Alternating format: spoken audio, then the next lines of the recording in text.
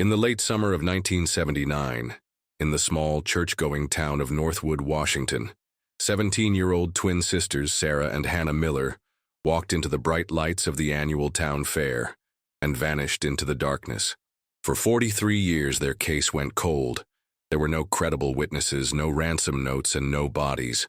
The official police theory claimed the two girls, hungry for a life beyond their small town, had simply run away. Their family was left shattered, clinging to fading.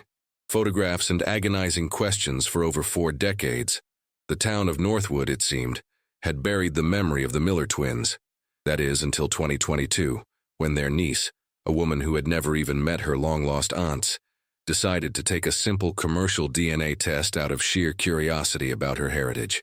She wasn't looking for a family secret, but she found one. The results revealed a mystery relative whose very existence should have been impossible, a discovery that would prove the runaway theory was a carefully crafted lie, and what that single DNA sample ultimately unearthed would not only solve the 43-year-old mystery of what happened to Sarah and Hannah, but also expose the monster who had been hiding in plain sight all along. Northwood, Washington, in August of 1979, was a town sealed in amber. It was a place of white picket fences, Sunday sermons, and a quiet, unshakable belief that the worst things in the world happened somewhere else. Life moved with the seasons, predictable and safe. For the Miller family, living in a modest blue house on Maple Street, this predictability was a comfort. Robert worked at the local lumber mill, Helen managed the home, and their oldest son, Lucas, was already 20 and finding his own way. But the true heart of the home, its dual pulsing rhythm, belonged to their 17-year-old identical twins, Sarah and Hannah. To an outsider, they were mirror images. Both had the same long, sun-bleached hair, the same spray of freckles across their noses, the same bright, curious eyes. But for those who knew them, the similarities ended there.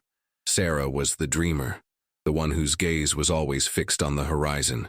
She filled notebooks with poetry and plans for a life in a city, any city, far from the quiet confines of Northwood. She moved through the world with an easy grace, collecting friends like wildflowers and leaving a trail of laughter in her wake. Hannah, on the other hand, was the anchor. She was quieter, more observant, with a grounding presence that often felt older than her 17 years. While Sarah's head was in the clouds, Hannah's feet were planted firmly on the earth. She was the protector, the keeper of secrets, and her primary concern was always the well-being of her more impulsive twin. Their bond was a language of its own, a silent understanding that flowed between them, baffling their parents and brother. They were two halves of a single soul, and the thought of one without the other was, to them, simply impossible. This particular summer, a new secret had entered their shared world, one that tested the strength of that bond. Its name was Daniel Peterson, though everyone in town knew him as Danny. Danny was Northwood royalty. As the star quarterback of the high school football team and the only son of the town's powerful and imposing sheriff, James Peterson, Danny moved through life with an aura of untouchable confidence. He was handsome, popular, and a ticket to a social world Sarah desperately wanted to be a part of. Their relationship was a whirlwind romance conducted in stolen moments. Late-night calls from the kitchen phone after her parents were asleep, clandestine meetings at the old covered bridge, notes passed through friends in the school hallway. It was secret for a reason Danny made clear. His father, the sheriff, would never approve of him getting serious with a girl from a working-class family like the Millers. For Sarah, the secrecy was part of the thrill. For Hannah, it was a blaring alarm bell. Hannah's distrust of Danny became a quiet point of friction between the twins. She saw the way he'd scan a room even while holding her sister's hand, the way his charm seemed to switch on and off like a light. She saw a flicker of something cold behind his easy smile. This led to the incident that their brother, Lucas, would later recount to investigators with a sad shake of his head, a story that perfectly captured the twins' dynamic. A few weeks before they disappeared, Sarah was supposed to meet Danny for a date at the local diner. Hannah, consumed with worry, convinced Sarah to let her go instead. They switched clothes, and Hannah, with her hair styled just like her sister's, slid into the booth across from Danny. For 20 minutes, she played the part of Sarah, asking pointed questions about his friends, his future, his father. Danny, completely fooled, grew agitated, his charm dissolving into annoyance. He couldn't understand why Sarah was being so serious, so interrogative. He ended the date early, leaving a shaken Hannah sitting alone in the booth. When she told Sarah what happened, Sarah was furious, accusing Hannah of trying to sabotage her happiness. It was the biggest fight they'd ever had, a rare crack in their otherwise seamless unity. The rift was still healing on the morning of August 15th. That day was the peak of summer in Northwood, the day of the annual town fair. The air was thick with the scent of popcorn and cut grass. For the Miller twins, it was a day they'd looked forward to for months. They spent the afternoon in their shared bedroom, a universe of banned posters and scattered books, planning their evening. The argument was behind them, and the excitement of the fair had restored their harmony. They laid out their matching denim shorts and brightly colored tops, debating which pair of sandals to wear.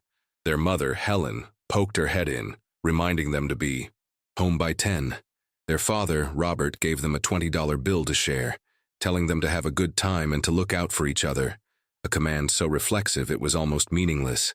They always looked out for each other. As dusk began to settle, painting the sky in shades of orange and purple, the twins left the blue house on Maple Street, their laughter echoing down the quiet road. They walked towards the distant glow of the Ferris wheel, melting into the growing crowds of families and teenagers. The Northwood Fair was the town's beating heart made visible. It was a kaleidoscope of flashing lights, the cheerful screams from the tilt-a-whirl, the bark of carnies promising a prize for just $1 more. For hours, Sarah and Hannah were a part of it all. They shared a bag of cotton candy. Their friend Lisa saw them waving from the top of the Ferris wheel, and another classmate remembered them trying to win a giant stuffed bear at the ring toss booth. They were happy, carefree, and completely at home in their small world. The last credible sighting of them alive came around 9:45 p.m., just 15 minutes before they were due home. A couple, walking back to their car, noticed 3 figures standing in the poorly lit area where the edge of the fairgrounds met the dense woods. They recognized the popular Danny Peterson, and the 2 girls with him could only have been the Miller twins. They weren't laughing. Even from a distance, the tension was palpable. The couple later reported that the boy, Danny, seemed angry, his gestures sharp and aggressive. One of the girls was crying. The other stood defensively in front of her, a guardian even in the shadows.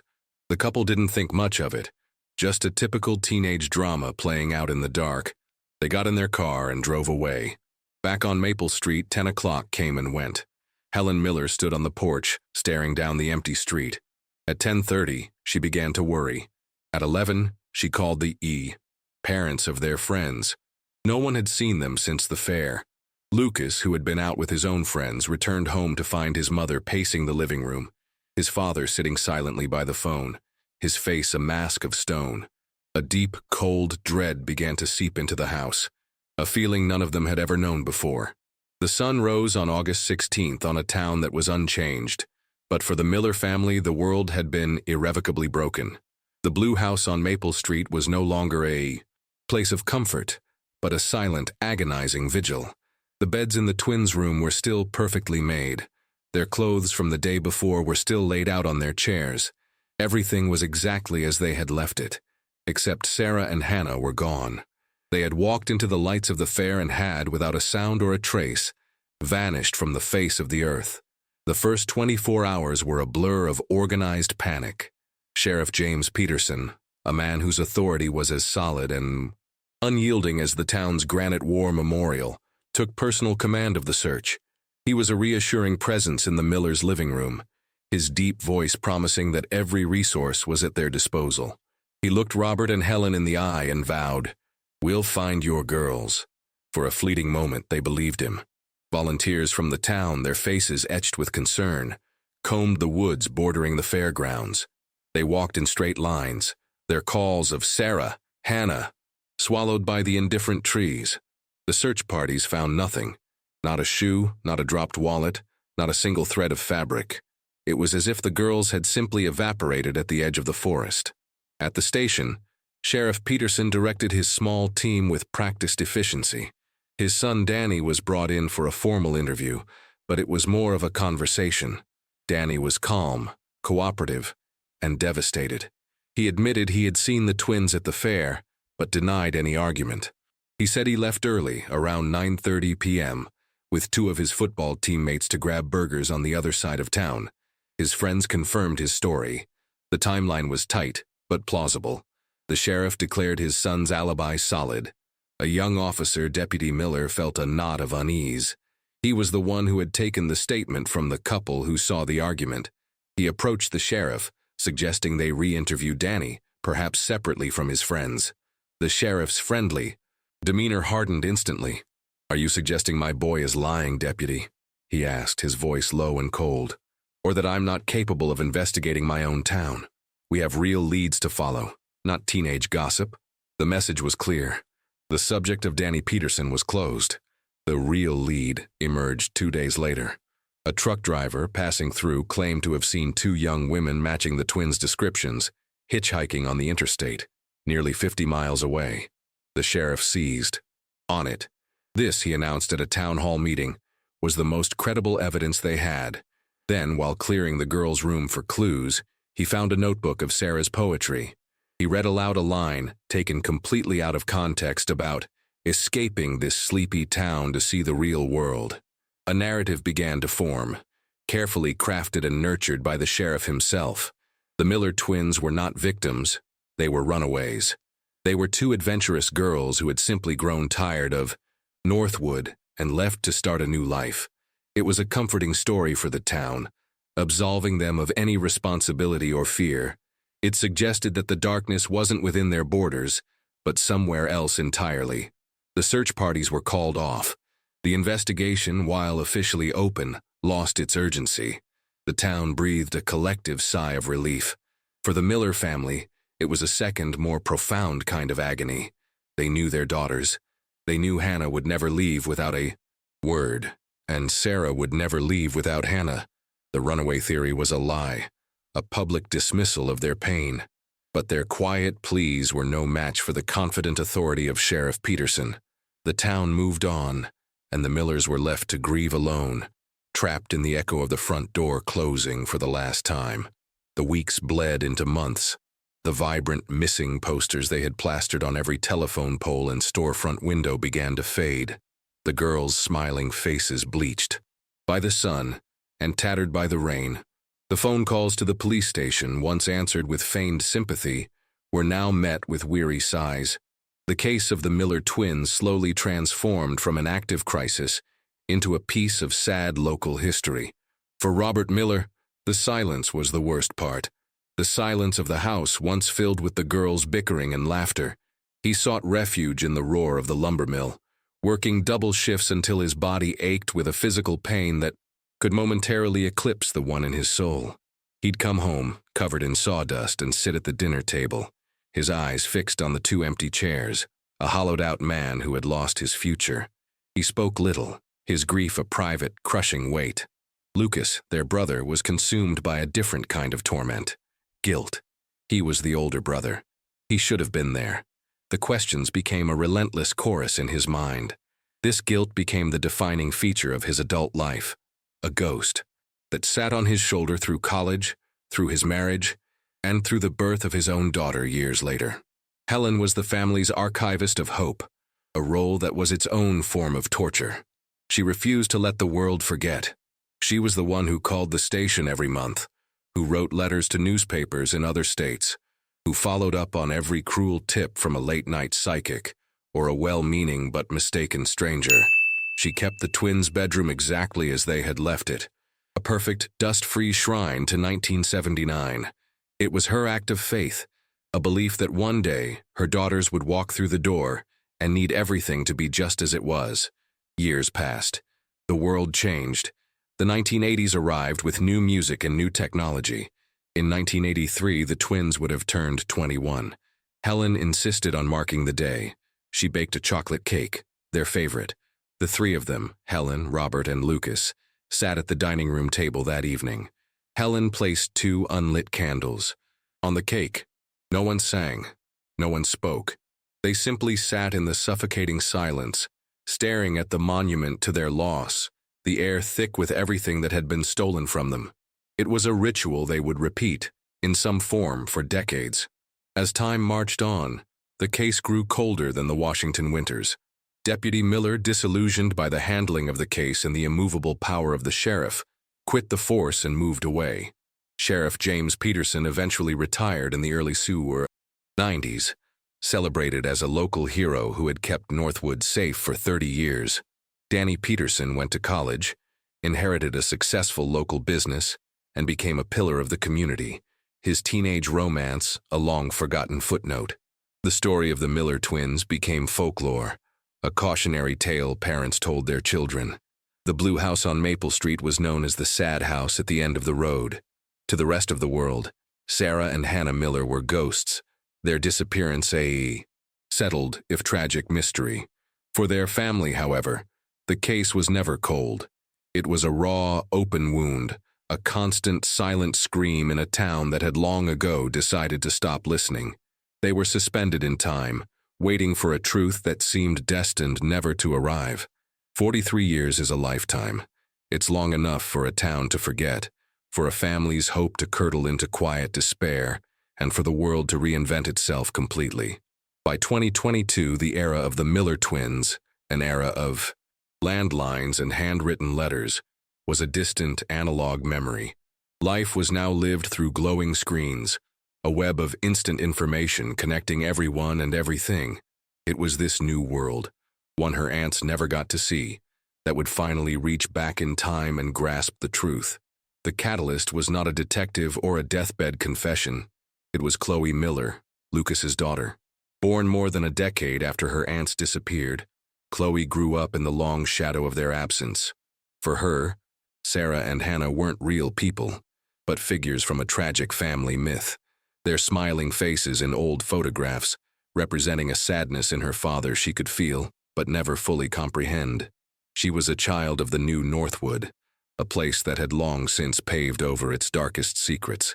On her 28th birthday, a friend gave her a trendy gift, a commercial DNA kit, packaged in a sleek minimalist box. It promised to unlock her heritage, to tell her what percentage of her was Irish or Scandinavian. To Chloe, it was just a fun diversion, a way to spend a Sunday afternoon. She casually swabbed her cheek, sealed the vial, and dropped it in the mail, giving it no more thought than she would a magazine quiz. The idea that this simple act could solve a 43-year-old mystery was not even in the realm of imagination. Months went by. An email with the subject line, "Your DNA results are in," arrived on a Tuesday morning. Over her morning coffee, Chloe logged onto the website. The first page was a colorful map, a breakdown of her ancestry that was mildly interesting but not surprising. She scrolled down, amused, and was about to close the browser when she noticed a tab labeled DNA Relatives. She clicked. The page loaded with a list of names. At the top was her father, Lucas Miller, correctly identified as father. Below him were a few cousins she recognized. And then, at the very top of the list, ranked even higher than her known cousins in its shared DNA, was a name she had never seen before, Mark Johnson. Next to his name was the site's prediction, first cousin. Chloe stared at the screen, a sense of confusion prickling her skin. It was impossible. She knew all of her first cousins. There were no Johnsons in their family. Her mind raced, trying to find a logical explanation. A mistake in the system? A secret second cousin her parents never mentioned? She clicked on Mark's profile. It was sparse, just a name, an age, 42, and a location in Oregon, a few states away. Then she saw the data, the cold, hard science of it. The site estimated they shared over 900 centimorgans of DNA, a number that fell squarely within the range of a first-cousin relationship. Below it was a small, automated note generated by the system's algorithm, a sentence that changed everything. Based on the amount of shared DNA, it is likely that Mark Johnson's mother is your father's sister. Chloe's breath caught in her chest. Her father had only two sisters, Sarah and Hannah. The oxy room seemed to tilt. The abstract family tragedy suddenly became a tangible, biological fact sitting on her laptop screen. This man, this Mark Johnson, was real. And if he was real, it meant one of her aunts had survived long enough to have a child. The runaway theory, the story the town had accepted for decades, suddenly felt sickeningly plausible. But if that was true, where was she? Why had she hidden her own son from her family? Her hands trembled as she typed a message, her words cautious and clinical. "Hi Mark, my name is Chloe Miller. This website says we are first cousins. I'm from Northwood, Washington. I think my family and I might be connected to your biological family. I know this is a strange message, but I would be grateful for any information you might have." She hit send, her heart pounding. 300 miles away, Mark Johnson, a high school history teacher and father of two, saw the notification. He was an adopted child and had always known it. His adoptive parents, loving and supportive, had told him what little they knew. His biological mother was a very young woman who had died in childbirth in a small clinic in early 1980. His birth certificate was sealed. He had long ago made peace with his anonymous origins. Chloe's message was a crack in the foundation of his entire life. He knew the name Miller meant nothing to him, but the scientific certainty of the DNA match was undeniable. He wrote back, and after a series of hesitant messages, they agreed to speak on the phone.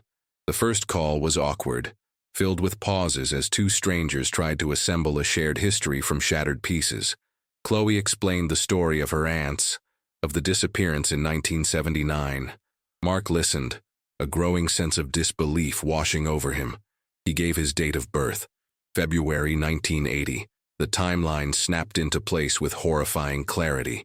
Mark had been born 6 months. Sarah and Hannah vanished. One of them had been pregnant when she disappeared. This wasn't a story of two girls running away to seek adventure. This was something else entirely. The secret of a hidden pregnancy changed the entire landscape of the mystery. It introduced a motive.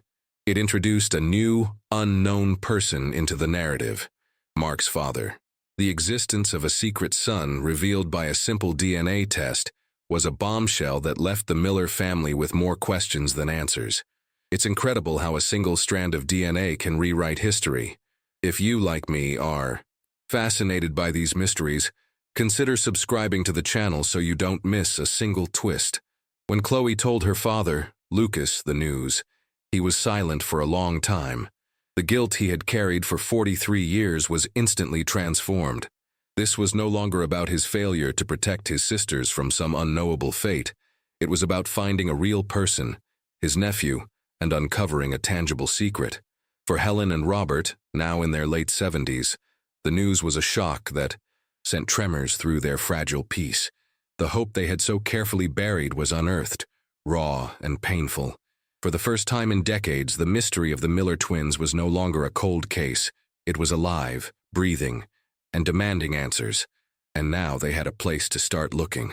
The discovery of Mark Johnson was a key, but the Miller family knew it wouldn't open any doors on its own, not in Northwood. The town's police department was still housed in the same brick building from which Sheriff Peterson had directed the failed investigation decades ago. His portrait, celebrating his long years of service, still hung in the lobby. For Lucas, going there was unthinkable. It would be like asking the fox to investigate the henhouse. He had spent his life feeling powerless, but this new information gave him a sense of fierce, protective clarity. He would not let this chance be squandered by old loyalties and buried histories. At Chloe's suggestion, they bypassed Northwood entirely and made an appointment with the Homicide and Cold Case Unit at the county seat, a larger, more impersonal city 30 miles away. There they met Detective Isabella Rossi. She was everything the old Northwood police force was not. Sharp, tech-savvy, and unburdened by the past. She listened to their story for over an hour without interruption, her expression unreadable. She studied the DNA report from the commercial website, looked at the faded photograph of Sarah and Hannah, and then looked at the anxious face of Mark Johnson, who had flown in to be there in person. When they finished, she didn't offer platitudes or false promises. Instead, she slid a form across the table toward Mark. "I need your consent for a formal DNA sample," she said, her voice calm and direct. "If what you're saying is true, this is no longer a missing persons case. This is the first real lead in 43 years. For the first time, the Millers felt heard. As Mark signed the paper, a palpable sense of momentum entered the room. The case of the Miller twins was officially reopened. Detective Rossi's first move was to retrieve the original case file from the Northwood archives. It arrived in a single, dusty cardboard box, its contents thin and neglected. The file was a monument to a failed investigation. It contained a few witness statements, the discredited hitchhiker theory, and a single page summarizing the interview with Danny Peterson, his alibi noted as confirmed without any supporting documentation. Rossi saw it for what it was. Not an investigation, but a cover-up, subtle and passive. With Mark's official DNA sample processed, Rossi's team began the painstaking work of forensic genealogy. The narrator's voice guides us through the process, making the complex science feel like a thrilling detective story. First, they ran Mark's profile through CODIS, the National Criminal DNA Database. There was no hit. Whoever his father was, he wasn't a convicted felon. This was expected. The real work began when they uploaded his profile to a public genealogical database, the kind used by millions of amateur family historians. Suddenly, they had hundreds of matches, a list of names identified as Mark's second, third, and fourth cousins. They were strangers, scattered across the country, who had unknowingly shared a small piece of their genetic code with a mystery man from Northwood. For Detective Rossi's team, this list of names was a treasure map. The forensic genealogist on the team, a woman with a quiet, intense focus, got to work. It was like being given 1,000 puzzle pieces from 100 different puzzles. Her task was to reconstruct the family trees of each of these distant cousins, tracing their lineage back through the generations, through the 20th century into the 19th, looking for a single common ancestor, a name that would appear in all of their family trees. For weeks, the evidence room was a quiet hive of activity. The genealogist built out sprawling family trees on a digital whiteboard, connecting census records, birth certificates, and obituaries. They hit dead ends. Family lines fizzled out. Records were missing. But slowly, a pattern began to emerge. A significant number of the DNA matches, people from California to Florida, all had ancestors who lived in the same rural county in Washington in the late 1800s. And among those ancestors, one couple appeared again and again, Thomas and Eleanor Peterson. They were Mark Johnson's great-great-grandparents. The name sent a jolt through the investigative team. Rossi pulled up the old case file. Sheriff James Peterson. His son, Daniel Peterson. The name wasn't just a coincidence. It was the very heart of the original investigation. The genealogist now had her anchor point. She began to trace the family line forward from Thomas and Eleanor Peterson. One son had moved to Oregon. A daughter moved to the East Coast. Their lines were eliminated. But one son, George Peterson, had stayed in Washington. He had a son who also stayed. That son was James Peterson, the former sheriff of Northwood. The net was tightening. The team traced the final branch of the tree. James Peterson had only one child, a son, born in 1962, Daniel Peterson. The genealogist presented her findings to Rossi. The science was certain. There was a 99.9% probability that the father of Mark Johnson was the son of the very man who had led the search for the missing girls, the boy, whose alibi was personally guaranteed by the lead investigator. Rossi stood in front of the evidence board. On one side was a high school yearbook photo of a 17-year-old Danny Peterson, smiling and confident in his football uniform. On the other, she pinned up the driver's license photo of Mark Johnson, a man with a kind but searching look in his eyes. She stepped back. The shape of the eyes, the line of the jaw, it was there. A subtle, undeniable echo across 40 years of secrets. The ground had shifted. They were no longer searching for a ghost or a runaway. They were hunting a specific person. The cold case had a living, breathing suspect. The disappearance of Sarah and Hannah Miller was now officially a homicide investigation, and its target was one of Northwood's most respected men. Identifying Daniel Peterson as the father was a victory, but Detective Rossi knew it was only the beginning of a new war. Paternity wasn't proof of murder. In a courtroom, Danny's high-priced lawyers would argue that he was just a scared teenager. and that Sarah had run away, just as the original story claimed. Rossi needed to dismantle that 43-year-old narrative, brick by brick. She needed to find a crack in the flawless facade of Danny Peterson's life. The investigation into the modern-day Danny revealed a man who had expertly curated his existence. He was a celebrated local businessman, a donor to charities, a family man whose children attended the best schools. His life was a fortress of respectability. Rossi knew a direct assault would be useless. She had to find a way to tunnel back to 1979 and find the boy he used to be, not the man he had become. Before she could even make her first move, her phone rang. It was a lawyer from a prestigious Seattle firm. He was representing Daniel Peterson.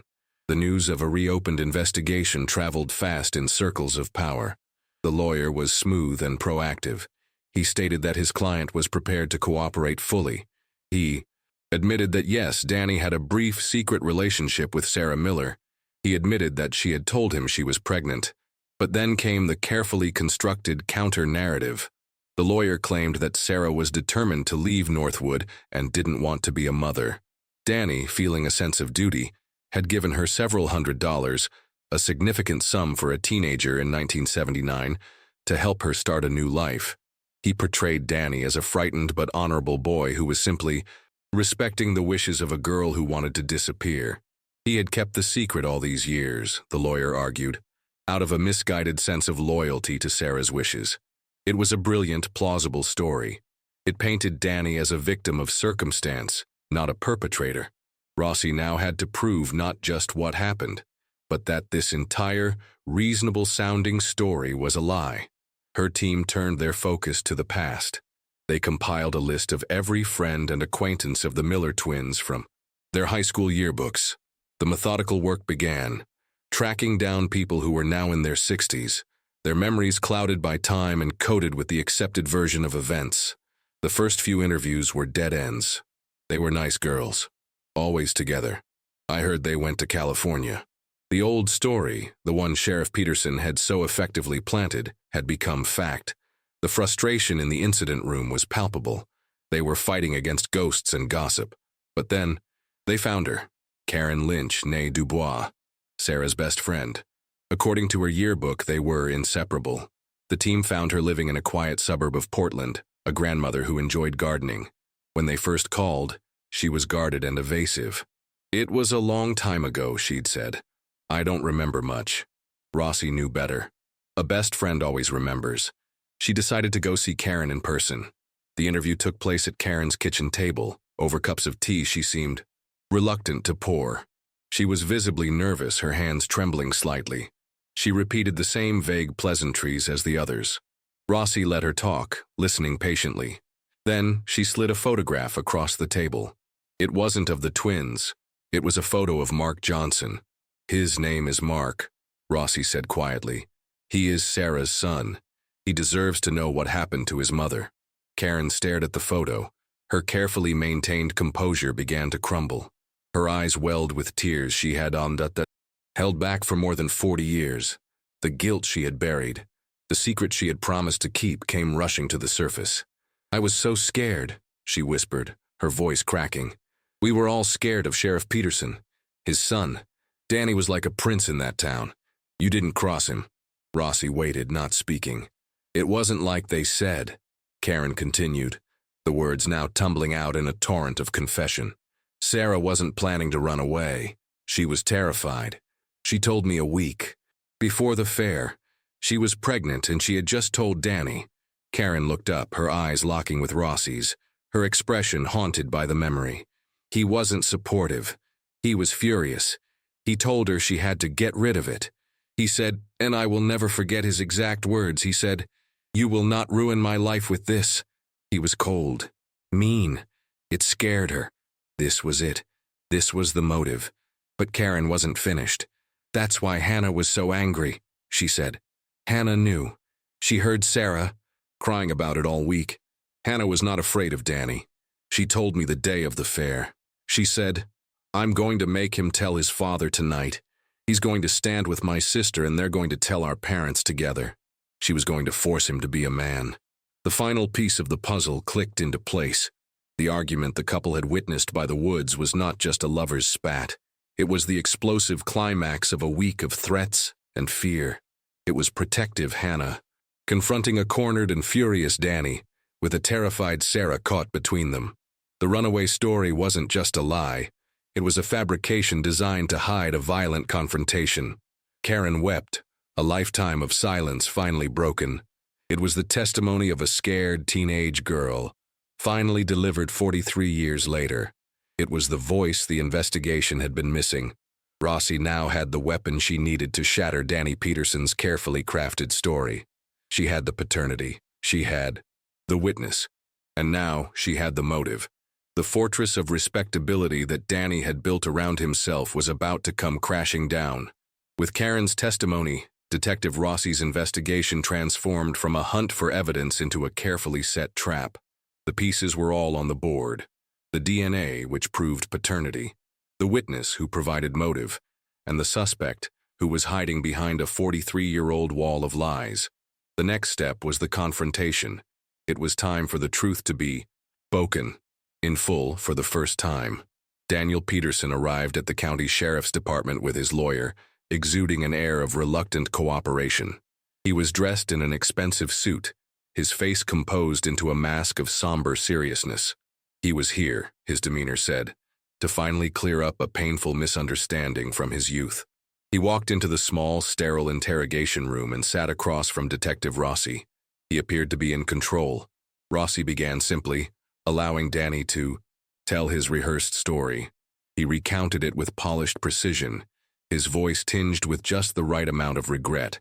He spoke of a summer romance, of a youthful panic at an unplanned pregnancy, and of his decision to give Sarah money so she could follow her desire to run away. "I was a scared kid," he said, shaking his head sadly. "I thought I was doing the right thing. I was giving her the freedom she wanted." Rossi listened without interrupting. When he was finished, she leaned forward. "It's a good story, Danny. It's believable. But it isn't the truth." She began to dismantle it piece by piece. First, the original witness report, which described a heated argument, not a friendly goodbye. Then, she zeroed in on the secrecy. If you were just helping her, why keep Mark a secret for 42 years? Why never look for your own son? Danny's composure flickered. His lawyer interjected, but Rossi ignored him. Her focus was entirely on Danny. "You weren't helping her, Danny. You threatened her." That's when she pressed play. Karen Lynch's voice filled the silent room, a ghostly echo from 1979. The voice of a 60-year-old woman, weeping as she recalled the terrified words of her teenage best friend. The room listened as Karen repeated the quote she had never forgotten. The blood drained from Daniel Peterson's face. His mask of respectability didn't crack. It disintegrated. The shock of hearing those exact words, his words, spoken aloud after nearly half a century, was a blow from which he could not recover. He looked to his lawyer, but the lawyer had no counter-argument for a witness's memory. "It was an accident," Danny stammered, his voice now that of a drowning man. "I never meant to hurt her." The dam had broken. The truth, held back for decades, came pouring out. He described the confrontation at the edge of the woods. Sarah, crying, telling him that Hannah was going to tell everyone. Him, panicking, yelling at her to be quiet. "I just pushed her," he said, his eyes pleading. "I just wanted her to stop shouting at me." She fell backwards, her head. It hit a rock. There was a rock on the ground. He described the awful silence that followed.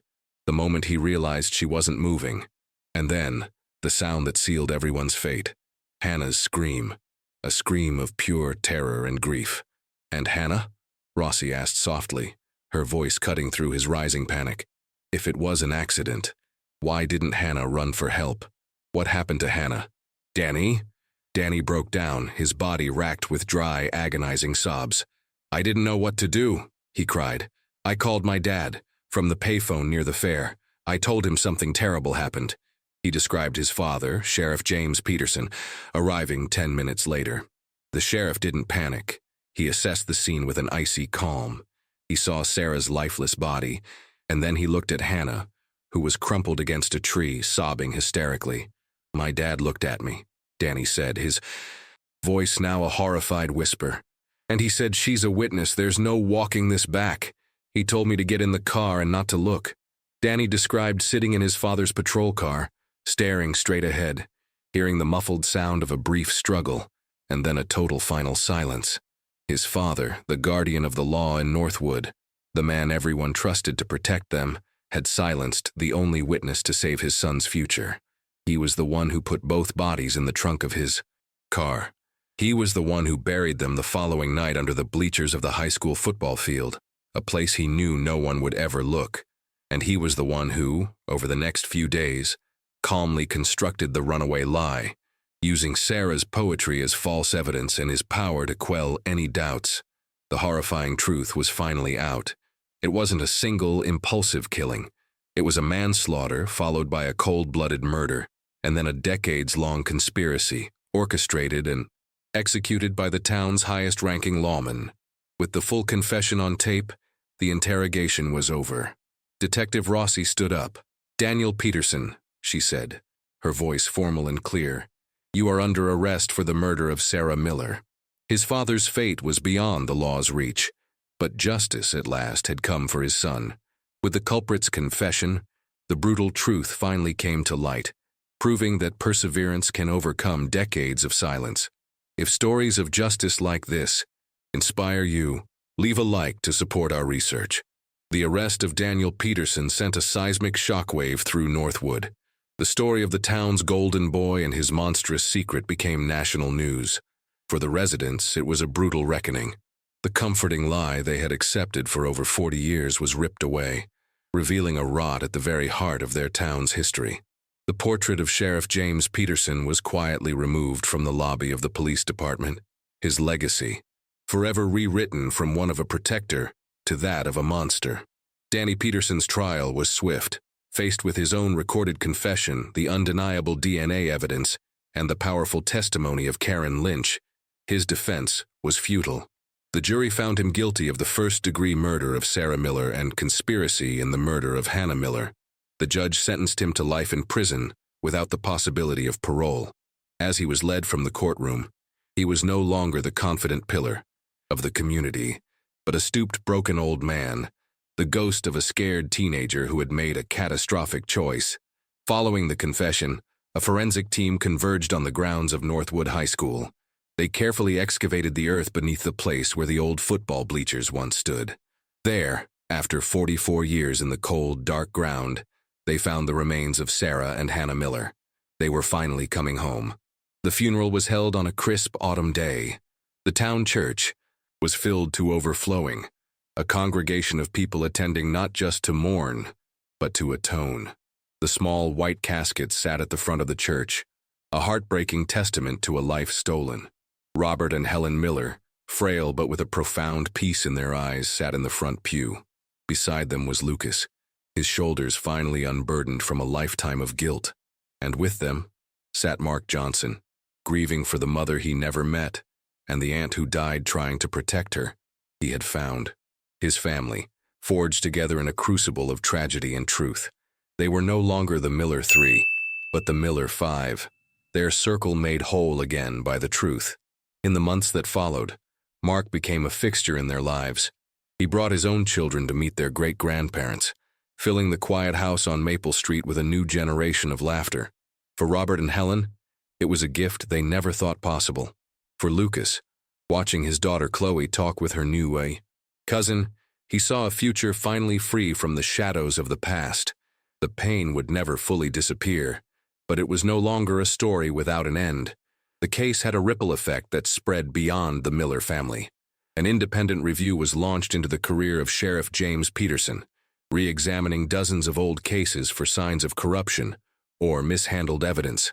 His betrayal of his badge forced the community to confront the uncomfortable truth about power and its potential for abuse. But the most powerful legacy grew from the source of the discovery itself.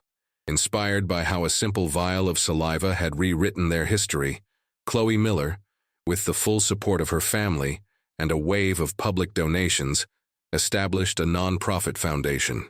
She called it DNA for the Lost. Its mission was simple: to fund the same kind of genealogical DNA testing for other families who were still waiting, still wondering, still trapped in the agonizing silence of a cold case. Their family's tragedy was transformed into a beacon of hope for hundreds of others. The story of Sarah and Hannah Miller teaches us that no voice should be silenced forever. Truth can be buried under years of lies and fear, but it never truly dies. It waits for a moment, a person, a single, unexpected discovery to bring it back into the light. Your subscription isn't just a click, it's an echo that amplifies these stories and strengthens our community. Please, help this community get louder and stronger. Subscribe and let us know in the comments from which city you watched this incredible conclusion.